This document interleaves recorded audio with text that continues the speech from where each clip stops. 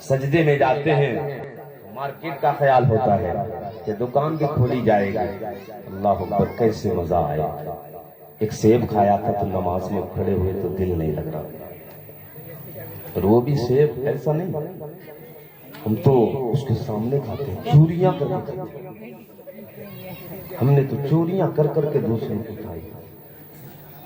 میرے غوث پاک کے والد گرامی پیغام دے رہے ہیں کہ کسی مالک کی اجازت کے بغیر ایک دانہ بھی ہمارے لیے جائز نہیں ہے.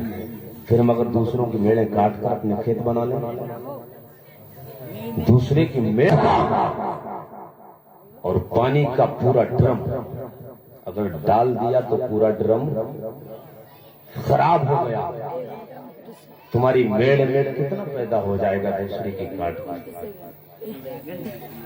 دوسرے کی میڑیں کاٹنے والوں. توبہ کرو، رب کی بارگاہ میں کیا جواب دو گے؟ رب پوچھے گا تیرے کہ دوسرے کی ناجائز زمین پر قبضہ کر کے جو گیہوں پیدا کیا اور وہ گیہوں تیری اولاد نے کھایا، اس اولاد نے جو کھایا حساب تم سے لگے گا. جو بچے کھائیں گے اس حساب. اس لیے بچے مجرم نہیں ہیں، مجرم آپ. چور آپ ہیں. پھر ہم یہ چاہیں کہ میرے بچے بڑے نیک بنے، بڑے پرہیزگار بنے، بڑے متقی بنے. قسم کھا کر کہتا ہوں جن لوگوں میں جس کے ہلال نہیں آپ نے دوڑایا ان بچوں کے اندر آپ کے لیے محبتیں نہیں ہوگی، فرما برداری نہیں ہوگی. اگر فرما بردار اپنے بچوں کو بنانا چاہتے ہو اپنا رزق اچھا کر لو. بچے فرما. سبحان اللہ سبحان اللہ. امید کرتے ہیں کہ بچے مجھے بڑھاپے پر میرا سہارا بنا، لیکن سہارا تب بنے گا جب ہم بچوں کو نیک غذا کھلائیں گے. اس پاک جب کے والد گرامی جب باغ میں گئے تو انہوں نے کہا کہ 12 سال اس کی رکھوالی کرنا ہے. تو آپ نے کہا ٹھیک ہے. کہا میری ایک بیٹی بھی ہے، اس سے رشتہ بھی کرنا ہے. کہا ٹھیک ہے. انہوں نے کہا میری بیٹی پیروں سے اپاہج ہے، ہاتھوں سے لنجی ہے، آنکھوں سے دکھتا نہیں، آنکھوں سے اندھی اور کانوں سے بہری ہے. اللہ اکبر. بتائیں اتنی مشکل بھری شرائط کے ساتھ میرے غوث پاک کے والد گرامی نے منظور کیوں کیا؟ پتا کیونکہ قل متاع دنیا، دنیا کا سامان تھوڑا ہے. یہ دنیا کی زندگی بہت کم زندگی ہے. آخرت کی زندگی لمبی زندگی کوئی میعاد نہیں ہے. کہا اگر لنجی ہے تب بھی زندگی کٹ جائے گا، اندھی ہے تب بھی زندگی کاٹی جا سکتی ہے، پیروں سے اگر لنجی ہے اپاہج ہے تب بھی زندگی گزر جائے گی. یہ 12 سال کیا وہاں تو جانے کتنی سالیں. اگر یہاں گناہ معاف نہیں ہوا تو اللہ کیسے معاف کرے گا؟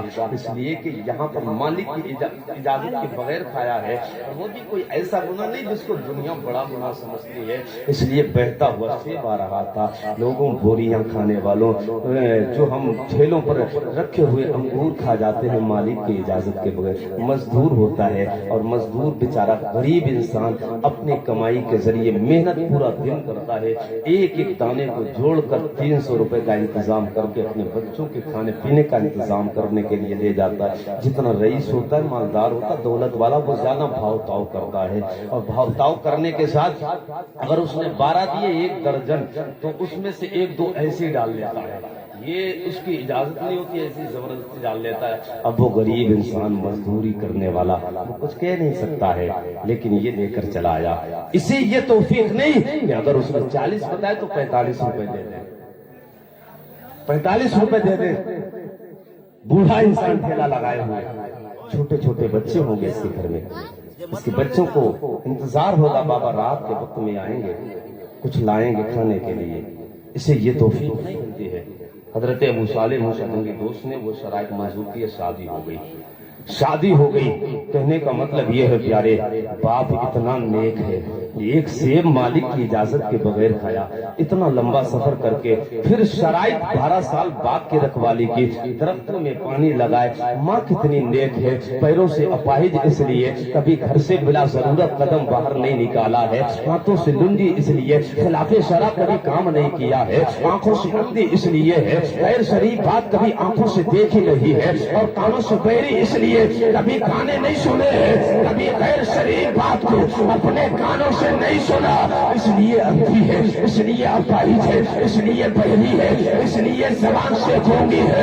اللہ اکبر. جب ماں اتنی نیک ہو، باپ اتنے نیک ہو، جب ایسے نیک لوگ ملتے ہیں اور ایسے دو سمندر، جس کی ماں نیک ہو باپ نیک ہو، ایسے نیک سمندر کا جب سنگم ہوتا ہے اور اس سمندر سے جو ہیرا نکلتا ہے، اسی کو دنیا غوث اعظم کہتی ہے، اسی کو نعرہ تکبیر، نعرہ رسالت، نعرہ رسالت، جشن غوث الورا، جشن غوث الورا، عظمت غوث الورا، عظمت غوث الورا، نعرہ تکبیر، نعرہ رسالت. جو حضرات ادھر ادھر کھڑے ہوئے ہیں اپنے گھروں پہ، ان سے گزارش ہے کہ لنگر فوراً تقریب کے بعد بانٹا جائے گا، سبھی حضرات شامل ہو جائیں. حضرت کی تقریب کے بعد فوراً لنگر بانٹا جائے گا. بھیا بھوک تو نہیں لگی؟ ابھی کھا لو. بھوک لگی ہے؟ نہیں بھوک لگی ہو تو کھا لی. ہم بہت تھکے ہوئے ہیں، بہت لمبا سفر کر کے آئے ہیں. یہ ناظم قادری صاحب جانتے ہیں، اور ایک خطاب آپ نے ناظم قادری صاحب سے بہت اچھا خطاب سماعت کیا ہے. اللہ تعالیٰ نے خوب ترقی دے، گاؤں کا نام روشن کرے، اپنے والدین کا نام روشن کرے، اور بڑے دور و دراز کے جلسے اٹینڈ کر رہے ہیں. دعائیں کیا کریں اپنے گاؤں کے لوگوں کے لیے، اپنے گاؤں کے حفاظ و قربا کے لیے. اس لیے یہ اگر چمکیں گے تو تمہارا گاؤں چمکے گا، ہے کہ نہیں؟ تمہارے گاؤں کا نام روشن ہوگا. بھوک تو نہیں لگی؟ سے بتاؤ، ورنہ وہی صحیح منگوایا جائے. ماشاء اللہ بریانی کھا کے بیٹھے اے لنگر وسپاک. اللہ کرم فرمائے، ہم سب کو خوش رکھے، آباد رکھے. جب ماں باپ نیک ہوتے ہیں تو اکثر بچے نیک ہوتے ہیں. جب باپ علی مرتضیٰ جیسا ہو، ماں سیدہ طیبہ طاہرہ عابدہ فاطمہ زہرا جیسی ہو، تب جا کر کوئی کربلا کا حسین ہوتا ہے. جب باپ غیاث الدین جیسا ہو، ماں فاطمہ ماہ نور ہو، تب کوئی بیٹا غریب نواز ہوتا ہے. جب باپ ایسا ہو جس کو امام التقیٰ کہا جاتا ہے، ماں ایسی ہو کہ رات کے لمحے مصلی پر گزر رہے ہیں، جب اس کے پیٹ سے کوئی بچہ جنم لیتا ہے، دنیا احمد رضا کہتی ہے. جب باپ ایسا ہو جس کو دنیا احمد رضا کہتی ہے، ماں ایسی ہو جس کے مصلی اللہ کی عبادت کرتے کرتے رات گزارتے گزارتے اللہ کی یادوں میں بندگی میں گزرتے ہو. ایسی مبارک ہستیوں سے جو بیٹا دنیا میں آتا ہے، دنیا مولانا مصطفیٰ رضا خان مفتی اعظم ہند کہتی ہے. جب باپ مفسر اعظم جیسا ہو، علامہ ابراہیم جیسا، ماں طیبہ زکیہ عابدہ جیسی ہو، تب جا کر بیٹا تاج الشریعہ. نعرہ تکبیر، نعرہ رسالت، نعرہ رسالت، بستی بستی کریا کریا، بستی بستی کریا کریا، نعرہ تکبیر، نعرہ رسالت. ہر ایک کی خواہش ہے نا کہ ہماری اولاد اچھی بنے، نیک بنے. ایک صاحب آئے کہ میری اولاد ٹھیک ہو جائے، بات نہیں مانتی. کا بات نہیں مانتی ہے؟ میں نے کہا تم نے اپنے ماں باپ کی کتنی بات مانی؟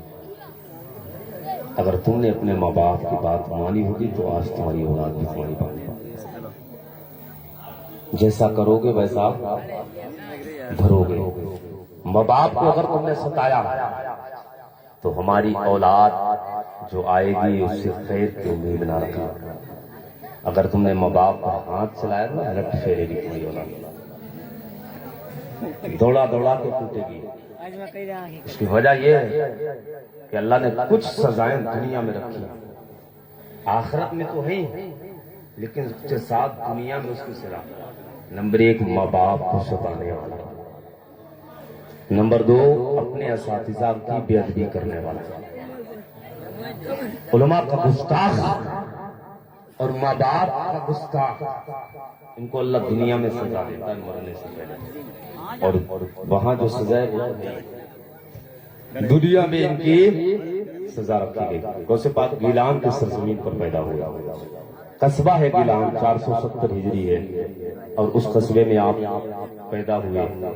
پھر اس کے بعد کچھ بڑے ہوئے تو ایک دن کھیت کی طرف گئے، پہلے ہل چلائے جاتے، بیل کو لگا کر ہل چلاتے تھے کھیتوں میں۔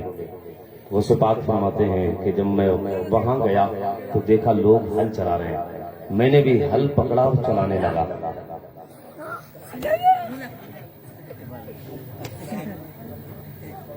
عبد القادر فرماتے ہیں میں نے ہل پکڑا اور چلانے لگا، جب ہل چلانے لگا تو بیل آواز دے رہا تھا کہ عبد القادر تجھے اس کام کے لیے نہیں پیدا کیا گیا، عبد القادر تجھے اس کام کے لیے نہیں پیدا کیا گیا۔